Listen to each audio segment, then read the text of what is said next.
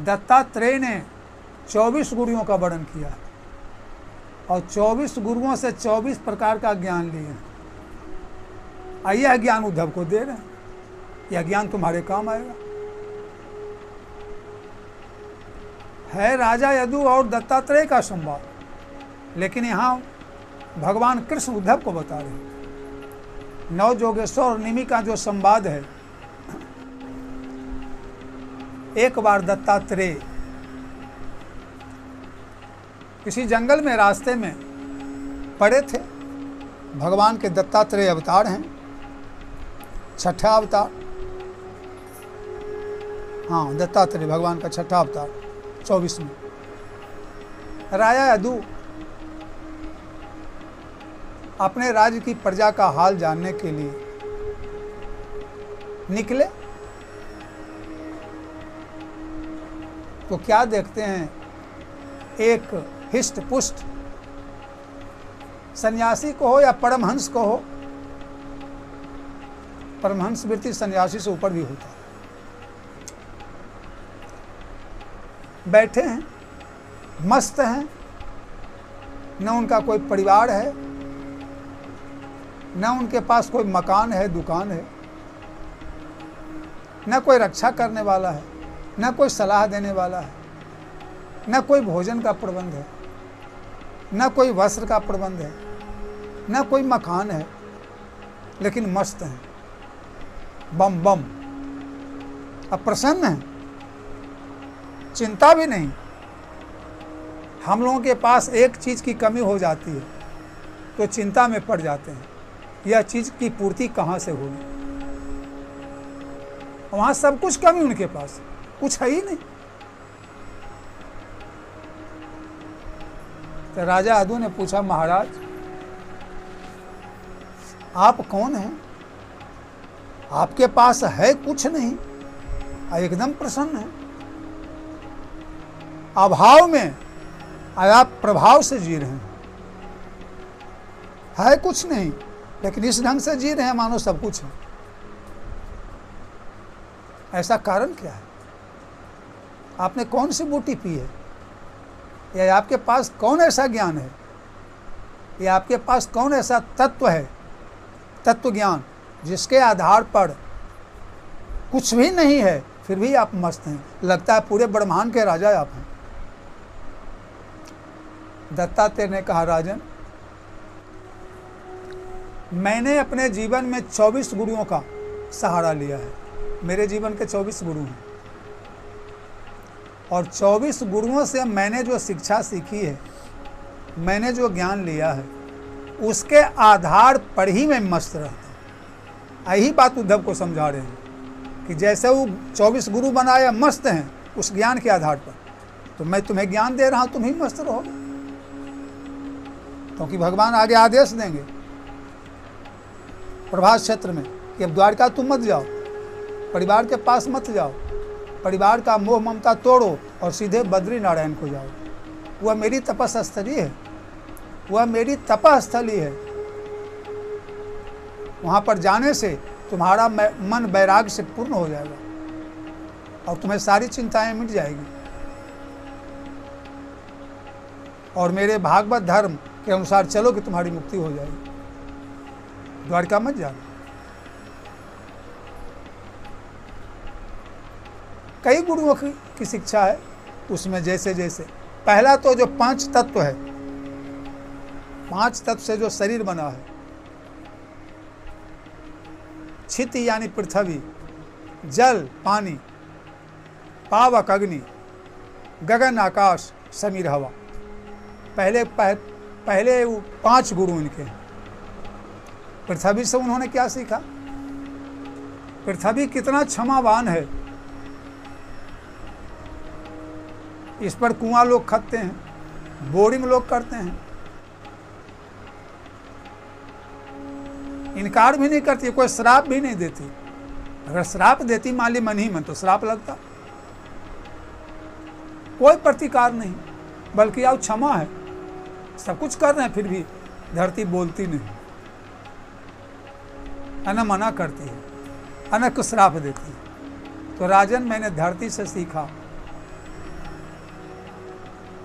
कितना क्षमावान, कितना धैर्यवान, सब कुछ धरती पर चलनी बना दिया है छेद छेद करके, लेकिन फिर भी कुछ नहीं। यानी धैर्यवान बनना चाहिए और क्षमावान बनना चाहिए और सहनशील बनना चाहिए। जल से मैंने क्या सीखा? कोई भी गर्म होके आवे, एक लोटा जल दे दो और वो शीतल हो जाता है। यानी अपनी प्रवृत्ति से, अपने गुणों से, अपने व्यवहार से लोगों को शीतल करना मैंने जल से सीखा। जल से एक तो गरमाला है, नहा लीजिए, अच्छा बहुत प्यास लगी है, पानी पी लीजिए, अब व्यक्ति ठंडा हो जाता है, उसकी थकावट भी मिट जाती है। अब पानी पिया, राजा प्रताप भानु गए तो स्वागत में कुछ दिया भी है कपटी मुनि, इतना ही कहा कि तालाब है, जाके जलपान कर लो। वे गए, स्नान भी किए, जलपान भी किए। सोचते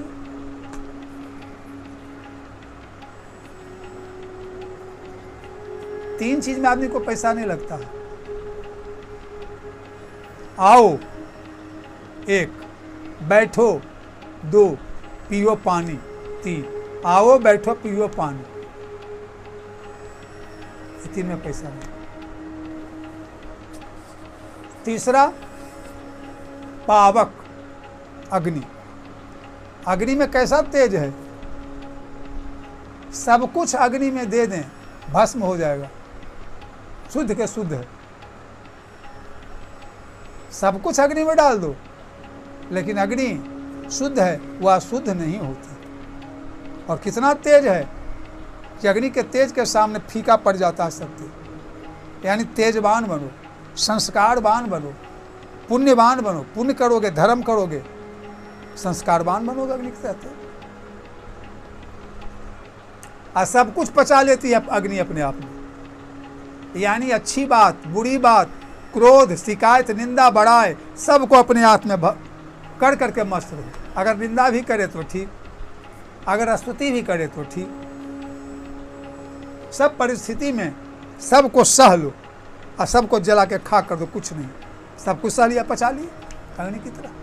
अग्नि की तरह तेजवान बने और अग्नि की तरह सब कुछ स्वाहा कर दी। प्रसन्नता, प्रसन्न, निंदा, स्तुति, सब कुछ, दुख सुख सब कुछ, हानि लाभ सब कुछ पचा लिए। अग्नि से मैंने सीखा। दत्तात्रेय कह रहे हैं, राजा यदुष। चौथा गगन, आकाश से मैंने क्या सीखा राजन? आकाश देखने में बहुत बड़ा है, लग रहा है कि आगे जाके आसमान सटा हुआ है धरती में, लेकिन सटता नहीं है। यानी अपने हृदय को विशाल बनाओ।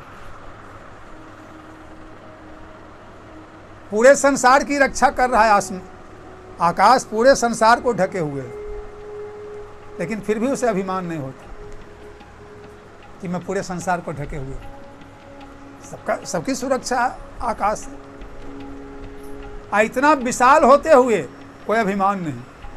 आकाश के समान कोई विशाल नहीं है। इस संसार में अगर कोई सबसे बड़ा है, समुद्र है बड़ा, तो 4 आना में धरती है। अब पूरी धरती या पूरा जल पा रहा ना, सबको अकेले उठा के, लेकिन आकाश को अभिमान नहीं हो। यानी विशाल बनो, लेकिन अभिमानी मत बनो। समीरा हवा, हवा से मैंने क्या सीखा राजा? हवा सब जगह जाती है, उसमें कहीं दुर्गंध भी आता है, ऐसा जगह से भी गुजरती है हवा।